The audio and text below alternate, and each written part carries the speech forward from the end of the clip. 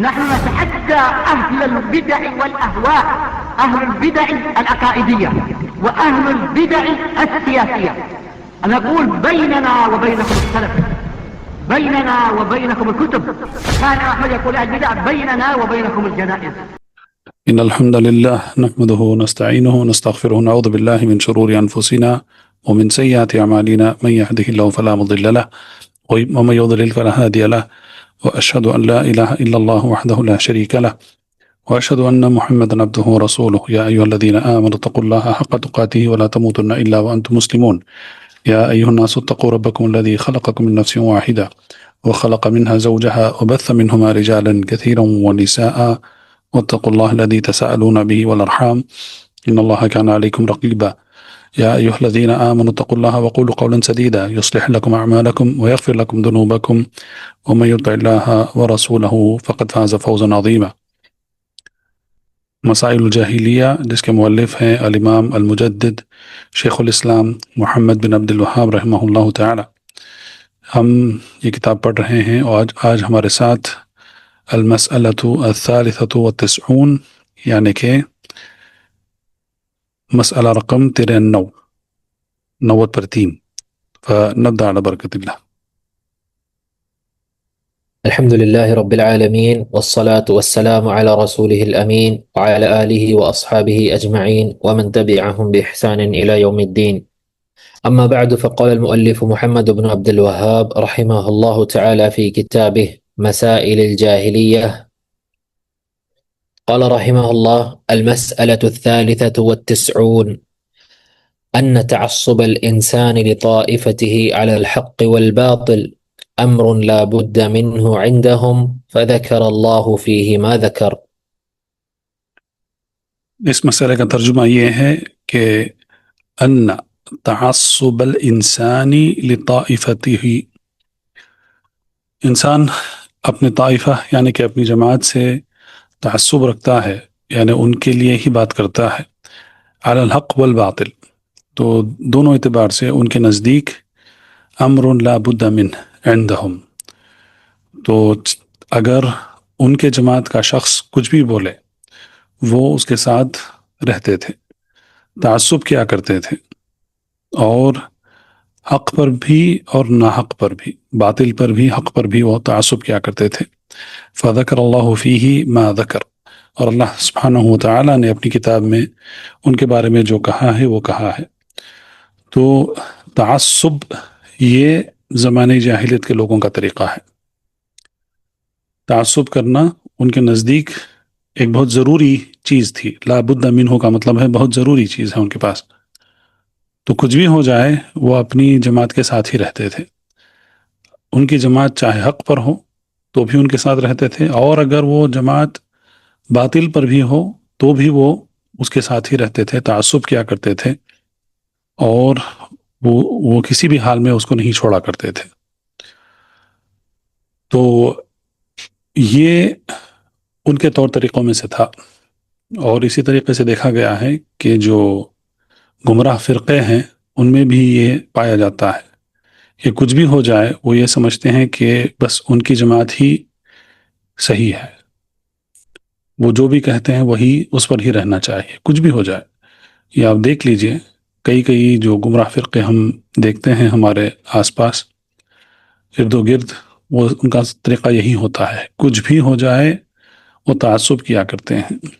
جو ان کے مولانا نے کہہ دیا بس وہی بات ہوتی ہے، دوسری بات سننے کے لیے وہ تیار ہی نہیں ہوتے ہیں، اگرچہ کہ وہ بات حق ہو. یہاں تک کہ دیکھا گیا ہے کہ اگر آپ ان کے سامنے قرآن کے آیات اور اللہ کے رسول صلی اللہ علیہ وسلم کے احادیث بھی اگر آپ ان کے سامنے رکھ دیں جو ہر ایک چیز کی مکمل وضاحت کرتے ہیں، اس کے باوجود بھی وہ اس کو قبول کرنے کے لیے وہ تیار نہیں ہوتے ہیں، اور صرف اپنی جماعت، اپنے مذہب، اپنی گروہ، بس اسی سے وہ جڑے ہوئے رہتے ہیں، تعصب کرتے ہیں.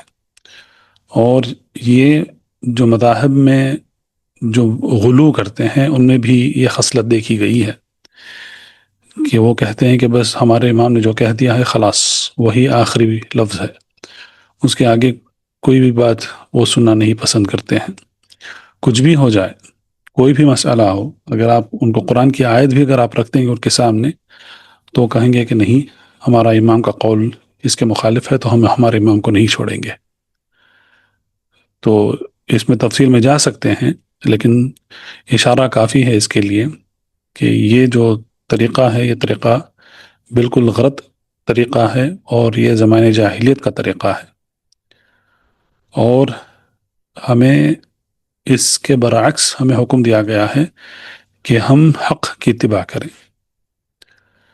قرآن، سنت، سلف کے اقوال، ان کا موقف عقیدے میں، جو فروعی مسائل ہیں فقہ میں، عبادات میں، معاملات میں چھوٹے موٹے اختلافات ہو سکتے ہیں، لیکن وہ افتراق نہیں ہوتا ہے اس میں. اور ہمیں یہ حکم دیا گیا ہے کہ ہم ایک جماعت بن کے رہیں. لیکن یہ اپنے آپ کو جو اصل جو جماعت ہے اس جماعت سے اپنے آپ کو دور کر لیتے ہیں اور تعصب کرتے ہیں. اور جیسا مؤلف رحمہ اللہ نے کہا کہ فذکر اللہ فیہ ما ذکر، اور اللہ سبحانہ وتعالیٰ نے اپنی کتاب میں قرآن مجید میں جو بھی کہا ہے ان کے متعلق کو کئی آیات ہیں. مثال کے طور پر اللہ سبحانہ وتعالیٰ کا حکم ہے کہ وَإِذَا قُلْتُمْ فَعْدِلُوا وَلَوْ كَانَ ذَا قُرْبَى، مثال کے طور پر تو اگر تم کچھ کہو تو عدل اور انصاف کی بات کرو، حتیٰ یہ کہ وہ کوئی تمہارے قریب کے مخالف کیوں نہ ہو. قریب ہو، باپ ہو، بیٹا ہو، بھائی ہو، چچا ہو، چچیرا بھائی ہو، جو بھی ہیں قربا، قریب، جو رشتے میں قریب ہوتے ہیں، اگرچہ کہ وہ بات ان کے خلاف ہے تو بھی تم عدل اور انصاف کی بات کرو، تعصب نہ کرو. اور زمانے جاہلیت میں بھی یہ بھی ہوا کرتا تھا کہ وہ اپنے قبیلے سے بھی تعصب کیا کرتے تھے، کچھ بھی ہو جائے اپنے قبیلے کے ساتھ رہتے تھے. تو یہاں پر یہ اس آیت کریمہ میں یہ بات بتائی گئی ہے کہ تعصب نہ کریں، عدل اور انصاف کی بات کریں، حق پر رہیں، اگرچہ کہ وہ بات تمہارے قریبی رشتہ دار کے خلاف کیوں نہ ہو. ایسے کئی آیتیں ہیں. وَإِذَا قُلْتُمْ فَعْدِلُوا وَلَوْ كَانَ ذَا قُرْبَى يَا أَيُّهَا الَّذِينَ آمَنُوا كُونُوا قَوَّامِينَ لِلَّهِ شُهَدَاءَ بِالْقِسْطِ، اے لوگوں جو ایمان لائے ہو، كُونُوا قَوَّامِينَ لِلَّهِ، کہ اللہ کے لیے قوام یعنی کہ ڈٹ کے کھڑے رہنے والے بن جاؤ. شہداء جو شہادت دیتے ہیں، حق کی شہادت دیتے ہیں، بالقسط، قسط عدل اور انصاف کے معنی میں آتا ہے. تو ایسے کئی آیتیں ہیں جس میں یہ حکم دیا گیا ہے کہ ہم حق کے ساتھ کھڑے رہیں. کتاب، سنت، اقوال السلف الصالح، یہ حق ہے، یہ علم ہے. تو ہمیں حق کے ساتھ رہنے کا حکم دیا گیا ہے، نہ کہ تعصب کرنے کا حکم دیا گیا ہے. نعم. اس کے بعد قال رحمه الله: المسألة 94 أن من دينهم أخذ الرجل بجريمة غيره، فأنزل الله: ولا تزر وازرة وزر أخرى. مسئلہ رقم 94، الرابعة والتسعون، اس میں یہ کہا گیا ہے کہ ان من دینہم، اور یقیناً ان کے دین میں سے یہ تھا، اخذ الرجل بجریمت غیرہ، کہ کوئی اور جرم کرتا ہے لیکن اس جرم کے بدلے میں وہ کسی اور کو پکڑ لیتے ہیں، اس پر ظلم کرتے ہیں، اس کو قتل کر دیتے ہیں. فانزل اللہ، اور اللہ عز و جل نے یہ آیت نازل کی، ولا تزر وازرة وزر اخرى، کہ جو بوجھ اٹھانے والا ہے وہ کسی دوسرے کا بوجھ نہیں اٹھائے گا. تو یہ بھی دیکھا گیا ہے کہ ایک تو تعصب ہے، تعصب کرتے ہی تھے، اس سے پہلے والا مسئلہ ہے، لیکن تعصب کے ساتھ اگر وہ دوسروں پر اعتداء کرتے، مثال کے طور پر اس زمانے میں ہوا کرتا تھا کہ اگر میں اس لیے کہہ رہا ہوں کیونکہ وہ اپنے قبیلے سے بھی تعصب کیا کرتے تھے، کچھ بھی ہو جائے وہ اپنے قبیلے کے لوگوں کے ساتھ ہی کھڑے ہوتے تھے، چاہے حق پر ہو یا چاہے باطل پر ہو. اب جیسا کہ ظاہر ہے اللہ کے رسول صلی اللہ علیہ وسلم کے خلاف جب قریش اور دیگر عرب قبیلے جو ابھی اسلام قبول نہیں کیے تھے وہ آ گئے تو ان کے ساتھ ان کے سارے قبیلے والے آ گئے ان کے ساتھ، اور وہ جانتے تھے کہ اللہ کے رسول صلی اللہ علیہ وسلم حق پر ہیں، لیکن اس کے باوجود انہوں نے ان کی مخالفت کی۔ قریش جو مشرک تھے انہوں نے بھی کیا، بنو اسرائیل نے بھی کیا، خصوصاً یہود نے کیا۔ تو ایک تو تعصب ہے، دوسرا یہ ہے کہ اگر کوئی دوسرے قبیلے سے، مثال کے طور پر اگر کسی نے ایک اور قبیلے کے شخص کا قتل کر دیا یا اس کو مار دیا، ہاتھ توڑ دیا، دانت توڑ دیا وغیرہ وغیرہ، تو اس زمانے کے لوگ یہ کیا کرتے تھے کہ وہ جا کر سارے قبیلے والوں پر ظلم ڈھاتے تھے، اور جس نے زیادتی کی ہے اس کو نہیں پکڑتے تھے، بلکہ اس کے بدلے سمجھیں اس قبیلے کے جو بڑے ہیں، سردار ہیں، ان کو پکڑ لیتے تھے، ان کو مار دیتے تھے، یا اس شخص کے خاندان کو مار دیتے تھے، جو خاندان کے بڑے ہوتے ہیں، اس کا باپ، اس کا چاچا وغیرہ وغیرہ، تو ان کو مار دیتے تھے۔ تو جس نے جرم کیا ہے اس کو نہیں پکڑتے تھے، بلکہ اس کے بدلے اس کو بھی کبھی کبھی اس کو بھی مار دیتے تھے، اس کے ساتھ دوسروں کو بھی مار دیتے تھے، اس کی فیملی کو مار دیتے، اس کے خاندان کو مار دیتے، قبیلے کے سردار کو مار دیتے وغیرہ وغیرہ۔ تو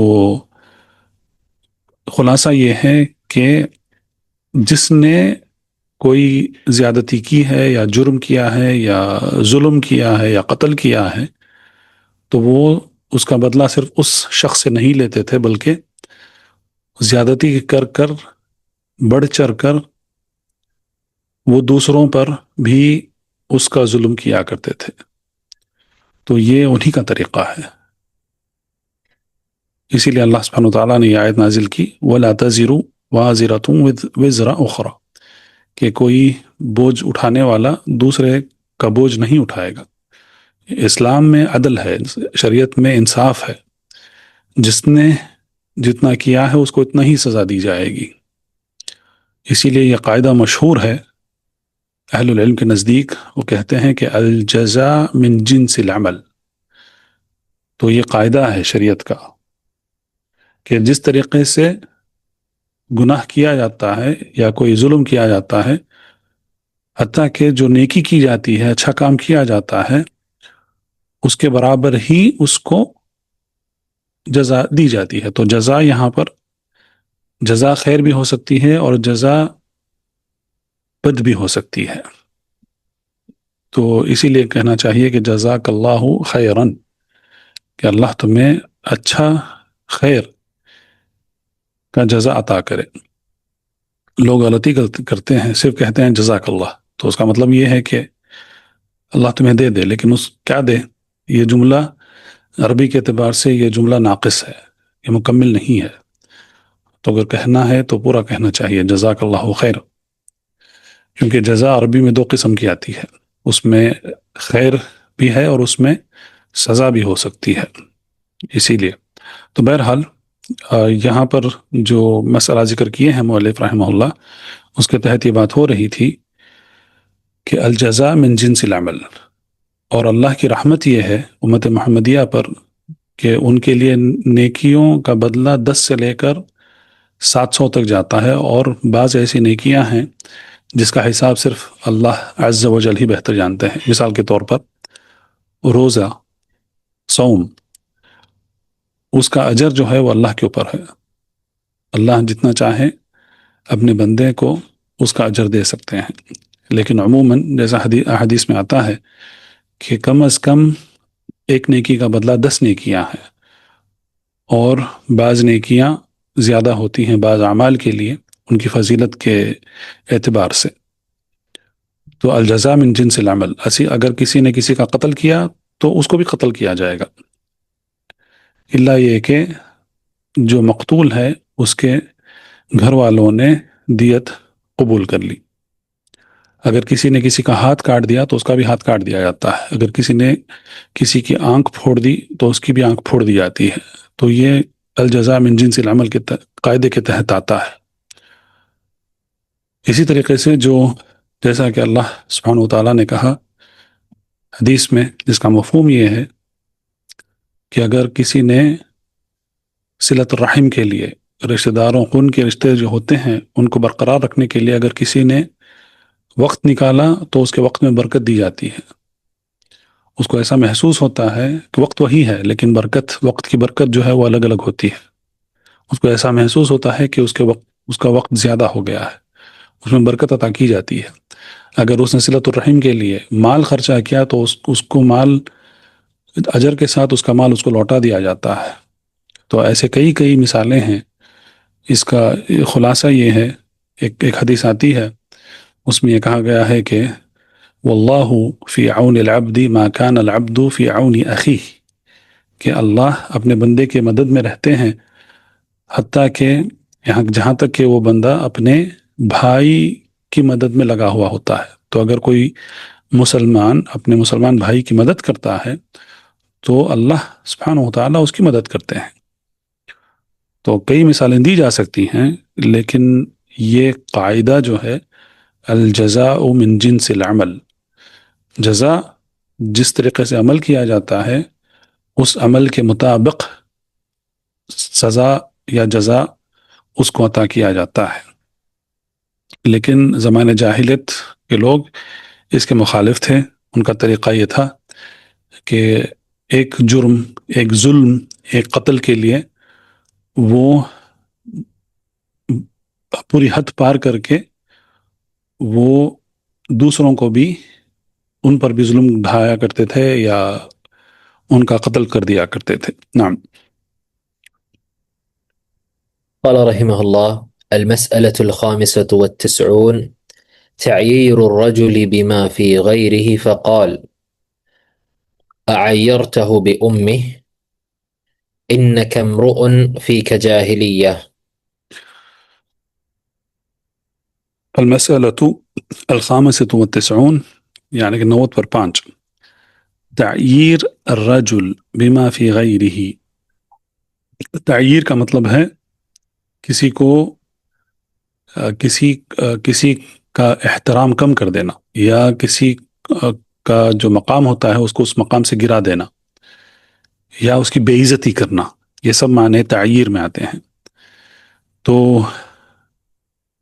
ایک ان کا طریقہ یہ ہوا کرتا تھا کہ وہ جب کسی سے بیزار ہوتے یا کسی پر غصہ ہوتے تو یہاں پر بھی وہ حد پار کر کے وہ اس کی بے عزتی کر دیتے، اس کو اس کے مقام سے گرا دیتے، اس کا احترام نہیں کرتے وغیرہ وغیرہ.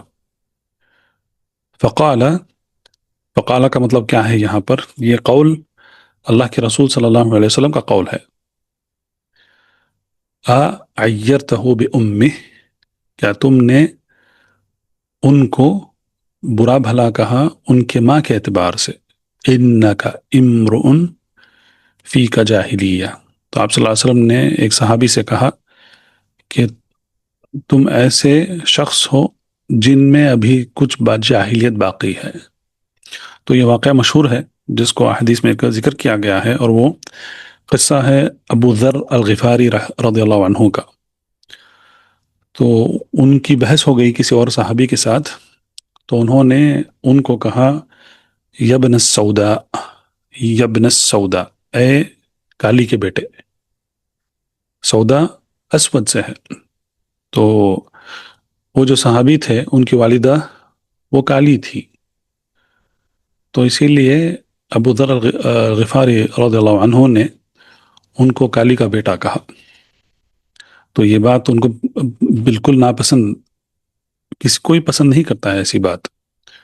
تو جب یہ بات اللہ کے رسول صلی اللہ علیہ وسلم تک پہنچی تو آپ صلی اللہ علیہ وسلم نے کہا کہ اعیرتہ بأمہ، کیا تم نے، یعنی کہ ابو ذر الغفاری رضی اللہ عنہ، کیا آپ نے ان کو ان کی ماں کے اعتبار سے برا بھلا کہا؟ تم ایسے شخص ہو جن میں کچھ جاہلیت باقی ہے. تو بے عزتی کرنا، بے احترامی سے پیش آنا وغیرہ وغیرہ، یہ اللہ کے رسول صلی اللہ علیہ وسلم نے بالکل وہی لفظ استعمال کیا، فی کا جاہلیہ، تم میں جاہلیت کی خصلت باقی ہے. کیونکہ اسلام آ کر اسلام نے ان سب بد اخلاقیوں کا خاتمہ کر دیا. اللہ کے رسول صلی اللہ علیہ وسلم نے اپنی زندگی میں ہم سب کو دکھا دیا کہ بہترین اخلاق اور سب سے بہترین آداب کیا ہیں، اور اللہ کے رسول صلی اللہ علیہ وسلم کو بھیجے جانے کے بعد جو بد اخلاقیاں ہیں، جو بھی ہیں، بے ادبی ہے، ان سب کا خاتمہ کر دیا گیا ہے اور ان کو ایسے احکام میں شمار کر دیا گیا ہے، وہ زمانہ جاہلیت کے لوگوں کا طریقہ ہے، یا یہ گناہ ہیں، اور یہ گناہ کبیرہ بھی گناہ ہو سکتے ہیں، لیکن کسی کی بے عزتی کرنا، ان کو برا بھلا کہنا، گالیاں دینا، یہ سب جو ہیں، یہ اب دیکھیں ابو ذر غفاری رضی اللہ عنہ نے ایسا گالیاں تو نہیں دی، بس ان کو یہ کہا کہ تم کالی کے بیٹے ہو، تو یہ جو چیز ناپسند ہے وہ انہوں نے کر دیا، تو اسی لیے آپ صلی اللہ علیہ وسلم نے کہا کہ تم ایسے شخص ہو جن میں ابھی جاہلیت کچھ باقی ہے۔ تو یہ واقعے کے بعد آپ اندازہ لگا سکتے ہیں کہ صحابہ نے ایسا کرنا چھوڑ دیا، نہیں کیا کرتے تھے، کیونکہ اللہ کے رسول صلی اللہ علیہ وسلم کے بعد اگر اس امت میں جن اعلیٰ مقام ہے، جن کے سب سے بہترین آداب اور اخلاق ہیں، وہ ہے صحابہ رسول رضی اللہ عنہم وعلیہ الصلاۃ والسلام۔ نعم۔ قال رحمه الله: المسألة 96 الافتخار بولاية البيت، فذمهم الله بقوله مستكبرين به سامرا تهجرون۔ اس کے بعد جو مسئلہ پیش کیے ہیں مؤلف رحمہ اللہ، 96 90 کہتے ہیں الافتخار بولایت البیت، تو یہ اشارہ قریش کی طرف ہے، کیونکہ قریش وہ فخر کیا کرتے تھے کہ وہ اللہ کے گھر کے رکھوالے ہیں، اللہ کے گھر کی ولایت یعنی کہ دیکھ بھالی ذمہ داری ان پر ہے، اور یہ اس پر فخر کیا کرتے تھے، لیکن اللہ عز و جل نے فذمہم اللہ بقولہ، اور اللہ سبحانہ وتعالی نے ان کے اس فخر پر ان کا ذم کیا اور کہا مستکبرین بہ سامرا تہجرون، تو اللہ سبحانہ وتعالی نے کہا کہ یہ استکبار ہے، یعنی کہ یہ تکبری ہے، اور یہ جو طریقہ تھا ان کا یہ بالکل قابل قبول نہیں ہے۔ اور یہ جو آیت ہے، دراصل یہ آیت سورۃ المؤمنون کی آیت ہے، اور ایک اور جگہ اللہ عز و جل نے سورۃ توبہ میں یہ فرمایا کہ اجعلتم سقایۃ الحاج وعمارۃ المسجد الحرام کمن آمن باللہ والیوم الآخر وجاہد فی سبیل اللہ لا یستوون عند اللہ۔ اللہ عز و جل نے ان سے یہ خطاب کرتے ہوئے یہ پوچھا، اجعلتم سقایۃ الحاج، کیا تم نے اے قریش اور دوسرے جو قبیلے تھے مکہ میں، کیا تم نے، عموماً قریشی تھے، کیونکہ قریش دیکھیں قریش یہ اسماعیل علیہ السلام کی آل میں سے ہے، اور اسماعیل علیہ السلام اور ان کے والد ابراہیم علیہ السلام نے ہی کعبۃ اللہ کی تعمیر کی تھی، تو اسی لیے قریش یہ ان کی آل ہیں، تو اسی لیے وہ ان پر ذمہ داری تھی اس کی۔ تو اللہ عز و جل نے ان سے مخاطب ہوتے ہوئے کہا اجعلتم سقایۃ الحاج، کیا تم نے حجاج کو پانی پلانا، وعمارۃ المسجد الحرام، اور المسجد الحرام کی تعمیر اور اس کی دیکھ بھالی، اس کی ذمہ داری، اس کی جو بھی ہے وہ سب، وہ اس کو کیا تم نے کمن آمن باللہ والیوم الآخر وجاہد فی سبیل اللہ، کہ یہ جو تمہارا عمل ہے، اور یہ سب مشرک تھے اس وقت، اور جس نے اللہ پر ایمان لایا اور آخرت پر ایمان لایا اور اللہ کی راہ میں جد و جہد کیا، کیا یہ دونوں برابر ہو سکتے ہیں؟ لا یستوون عند اللہ، تو اللہ کے نزدیک یہ دو برابر نہیں ہو سکتے ہیں۔ تو فخر نہیں ہے، سب سے پہلے بھی یہ مسئلہ گزرا ہے، فخر نہیں ہے، فخر کرنا یہ زمانے جاہلیت کا طریقہ ہے، لیکن اس کے ساتھ یہاں پر یہ بات بھی بتائی گئی ہے کہ یہ اچھا کام ہے۔ دیکھیں المسجد الحرام کی تعمیر کرنا، اس کی دیکھ بھالی کرنا، اس کی ذمہ داری لینا، جو بھی ہے یہ اچھا کام ہے، اگر وہ اگرچہ کہ وہ مسلمان کر رہے ہیں، لیکن قریش اس زمانے میں کافر تھے، مشرک تھے، لیکن اس کے باوجود وہ کام جو ہے وہ کام نیک کام مانا جاتا تھا. تو اگر کسی نے ایسا ایک نیک کام کیا، وہ نیک کام کرتے ہوئے اگر اس نے اس میں فخر کیا، تو اس کا مطلب کیا ہے کہ وہ اللہ کے نزدیک بالکل قابل قبول نہیں ہے. تو اگر نیک کام کر رہے ہیں تو وہ صرف اور صرف اللہ کی رضامندی کے لیے، اللہ کی خوشی کے لیے کرنا ہے. تو یہ جو مسئلہ ہے، یہ اس مسئلے میں یہ بات بتائی گئی ہے کہ اگرچہ حجاج کو پانی پلانا اور المسجد الحرام کی دیکھ بھالی کرنا وہ سب اچھے کام ہیں، لیکن وہ کام اگر کوئی اس میں فخر کرتا ہے، اور ایک اور اگر کوئی اور شخص ہے جو یہ کام نہیں کر رہا ہے لیکن وہ مومن ہے، اللہ پر ایمان لایا ہے، یوم آخرت کے پر ایمان لایا ہے، اور اللہ کی راہ میں جد و جہد کرتا ہے، تو یہ دونوں اللہ کے نزدیک برابر نہیں ہو سکتے ہیں. تو یہ اس کی افضلیت ہے، ایمان، اللہ پر ایمان، آخرت پر ایمان، اور اللہ کی راہ میں جد و جہد کرنا، جیسا کہ اس آیت کریمہ میں بتایا گیا ہے. تو ایسا کرنا، اس کی افضلیت اللہ کے نزدیک بڑھ کر ہے. نعم. قال رحمه الله: المسألة 97 الافتخار بكونهم ذرية الأنبياء، فأتى الله بقوله: تلك أمة قد خلت لها ما كسبت الآية. تو دراصل دیکھیں، یہ سارے جو مسائل ہیں یہ ایک دوسرے سے ایک طریقے سے جڑے ہوئے ہیں.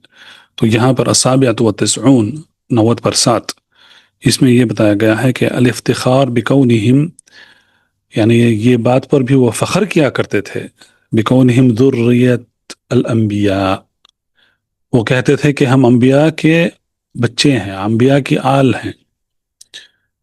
فأتی اللہ بقولہ، تو اللہ عز و جل نے یہ آیت نازل کی، تلک امت قد خلت، وہ امتیں تھیں جو گزر گئی ہیں، لہا ما کسبت، اور ان کے لیے وہ ہے جو انہوں نے کمایا اعمال کے اعتبار سے، وَلَكُمْ مَا كَسَبْتُمْ، اور تمہارے لیے وہ ہے جو تمہارے اعمال سے کماؤ گے.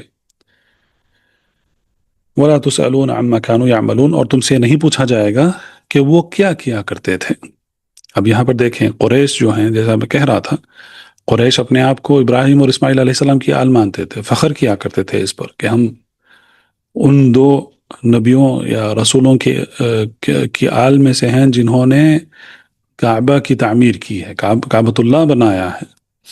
اور پھر ایک اور طرف یہود تھے، یہود بھی وہی فخر کیا کرتے تھے کہ ہم بھی انبیاء کے بچے ہیں. اور دونوں قریش اور یہود دونوں کے باپ ایک ہیں، ابراہیم علیہ السلام. ابراہیم علیہ السلام کے بیٹے اسماعیل علیہ السلام سے قریش آئے، اور ابراہیم علیہ السلام کے بیٹے یعقوب علیہ السلام، اسحاق علیہ السلام، اور ان کے بعد یعقوب علیہ السلام، ان کی آل میں سے یہود آئے. تو دونوں یہ فخر کیا کرتے تھے کہ ہم انبیاء کے بچے ہیں. لیکن دیکھنا ضروری یہ ہے کہ کیا وہ یہ دعویٰ تو کرتے تھے کہ وہ انبیاء کے بچے ہیں، لیکن کیا وہ ان کے جو اجداد تھے، ابراہیم علیہ السلام، اسماعیل علیہ السلام، اسحاق علیہ السلام، یعقوب علیہ السلام، سارے جو انبیاء گزرے ہیں، کیا وہ ان کی ملت پر تھے، ان کے عقیدے پر تھے؟ ہرگز نہیں. ان کے دین پر تھے؟ نہیں، ہرگز نہیں. بلکہ یہ مشرک تھے، کافر تھے دونوں. دعویٰ کرنا صرف یہ کافی نہیں ہے، جب تک کہ اگر تم یہ دعویٰ کر رہے ہو، یعنی قریش اور یہود، تم یہ دعویٰ کر رہے ہو کہ تم ان انبیاء کے بچے ہیں جن کی مثالیں قرآن میں دی گئی ہیں، ابراہیم علیہ السلام جو ابو الانبیاء ہیں، تو اگر تم یہ دعویٰ کرتے ہو کہ تم ان کے بچے ہیں، تو پھر تم ان کے دین پر کیوں نہیں ہو؟ اب یہاں پر کون حق زیادہ رکھتے ہیں ان کی طرف منسوب ہونے کے لیے؟ صرف وہی حق زیادہ رکھتے ہیں جو اللہ کے دین پر ہیں، سب سے پہلے توحید پر ہیں، اللہ کی شریعت پر ہیں، اللہ کے دین پر ہیں. جیسا موسیٰ علیہ السلام کے متعلق اللہ کے رسول صلی اللہ علیہ وسلم نے کہا جب مدینہ ہجرت کیے، نحن احق بموسیٰ من الیہود، کہ ہم موسیٰ کا ہم پر زیادہ حق ہے یہود سے، کیونکہ یہود موسیٰ علیہ السلام کے دین پر نہیں تھے، اس زمانے میں نہیں تھے، تو آج کے زمانے میں آپ اندازہ لگا سکتے ہیں کہ وہ کتنی دور ہے، بلکہ لادین ہو گئے ہیں وہ۔ تو یہاں پر صرف یہ دعویٰ کرنا اور یہ فخر کرنا یہ کافی نہیں ہے، اور بیکار میں فضول میں ایسا فخر کرنا دراصل یہ زمانے جاہلیت کے لوگوں کا طریقہ ہے۔ دیکھیں اس کے پہلا والا جو مسئلہ ہے، اللہ کے گھر کی ذمہ داری لینا، اس کی دیکھ بھال کرنا، حجاج کو پانی پلانا وغیرہ، یہ سب اچھے کام جو ہیں، اگر اس کے ساتھ توحید نہیں ہے تو یہ بیکار ہے۔ اور آج بھی لوگ ایسا کرتے ہیں، وہ کہتے ہیں کہ ہم مکہ میں رہ رہے ہیں، مدینہ میں رہ رہے ہیں، تو ہمارے لیے کافی ہے، اگر ہم نماز بھی نہ پڑھیں نعوذ باللہ تو یہ ایسے ہیں، بہت سارے لوگ ہیں، تعجب مت کریں، مکہ میں مدینہ میں ایسے کئی لوگ ہیں جو نماز نہیں پڑھتے ہیں، بس یہ فخر کرتے ہیں کہ ہم مکہ میں رہ رہے ہیں، مدینہ میں رہ رہے ہیں۔ اگر جب وہ نماز نہیں پڑھتے ہیں تو پھر کیا فائدہ ہے ایسی جگہ رہنے کا، کیا فخر کرنے کا کیا معنی ہے؟ اور یاد رکھیں کہ مدینہ میں منافق رہیں گے، جب تک دجال نہیں آ جاتا تب تک منافق وہاں پر بچے رہیں گے۔ اور جیسا کہ حدیث میں آتا ہے، صحیح مسلم کی حدیث ہے، کہ جب دجال مدینہ کے قریب جائے گا اور اس کو داخل ہونے نہیں دیں گے فرشتے، تو وہ مدینہ کے باہر قیام کرے گا، اور ایک زلزلہ آئے گا مدینہ میں۔ تو اس زلزلے میں اللہ کے رسول صلی اللہ علیہ وسلم نے یہ فرمایا ہے کہ مدینہ میں جتنے منافق ہیں وہ سب بھاگ اٹھیں گے، بھاگ نکلیں گے، مدینہ سے نکل کر جا کر وہ دجال سے مل جائیں گے۔ تو اس کا مطلب کیا ہے؟ اس کا مطلب یہ ہے کہ وہاں پر منافق رہیں گے، ابھی ہیں، اور دجال آنے تک رہیں گے، والعیاذ باللہ۔ تو فخر کرنا بیکار ہے۔ اور اسی طریقے سے یہ فخر کرنا کہ ہم اب قریش اور بنو اسرائیل تو یہ فخر کیا کرتے تھے کہ وہ انبیاء کے بچے ہیں، لیکن اب دیکھیں کہ بعض گمراہ فرقے کے لوگ وہ بھی فخر کرتے ہیں کہ ہم یہ ہیں، ہم فلاں ہیں، ہم وہ تو وہ باطل پر ہیں۔ لیکن ضروری یہ ہے کہ جو صحیح راستے پر ہیں، اہل حدیث سلفی، ان کے لیے بھی یہاں پر آگاہ ہونے کی ضرورت ہے کہ کہیں اس یعنی ایسی حالت میں نہ پڑ جائیں کہ وہ کہیں کہ صرف ہم اہل حدیث ہیں، ہمارے لیے کافی ہے، ہم توحید پر ہیں، ہمیں کچھ نہیں ہوگا، نعوذ باللہ، نعوذ باللہ۔ عمل ضروری ہے، عمل کرنا چاہیے۔ صرف یہ دعویٰ کرنا کہ ہم صحیح ہیں، ہم حق پر ہیں، ہم توحید پر ہیں، یہ صرف دعویٰ کرنا، اور اگر دوسرے جو اعمال ہیں، عادت اخلاق ہیں، آداب ہیں، اگر یہ سب کتاب و سنت کے مخالف ہیں تو پھر کیا فائدہ ہے ایسا فخر کرنے کا؟ نعم، وقت ہو رہا ہے، ہو سکتا ہے کہ ہم ایک اور مسئلہ لے سکتے ہیں۔ قال رحمه الله: المسألة 98 الافتخار بالصنائع كفعل أهل الرحلتين على أهل الحرث. نعم، مسئلہ رقم 98، اس میں وہ یہ فخر کیا کرتے تھے، الافتخار کا مطلب ہے فخر کرنا، بصنائع یعنی یا بالصنائع یعنی کہ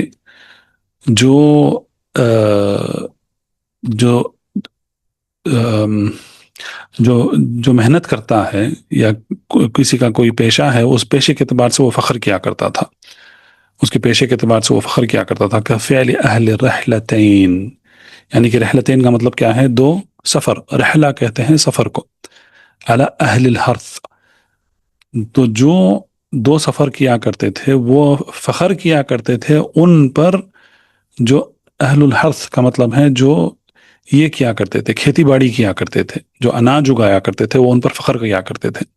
تو اناج اگانے والوں کو وہ کم درجہ مانتے تھے، اور جو دو سفر کرتے تھے وہ کون تھے؟ قریش اور دوسرے قبیلے عرب کے، لیکن عموماً قریش، اسی لیے لیلاف قریش اس سورے میں اس کی طرف اشارہ کیا گیا ہے، لیلاف قریش ایلافہم رحلۃ الشتاء والصیف، دو رحلہ یعنی کہ دو سفر، گرمیوں کے موسم کا سفر اور ٹھنڈے موسم کا سفر، کیونکہ قریش گرمیوں کے موسم میں شمال شام کو جایا کرتے تھے، کیونکہ شام ٹھنڈی جگہ ہے، تو گرمیوں کے دنوں میں وہ شام کا سفر کیا کرتے تھے اور ٹھنڈک کے دنوں میں وہ یمن کا سفر کیا کرتے تھے جنوب کی طرف، کیونکہ جنوب تھوڑا گرم ہے. تو اسی لیے ان دو سفر کو ان کو رحلتین سے تعبیر کی گئی ہے یہاں پر. تو جو تجارت کے لیے سفر کیا کرتے تھے رحلتین،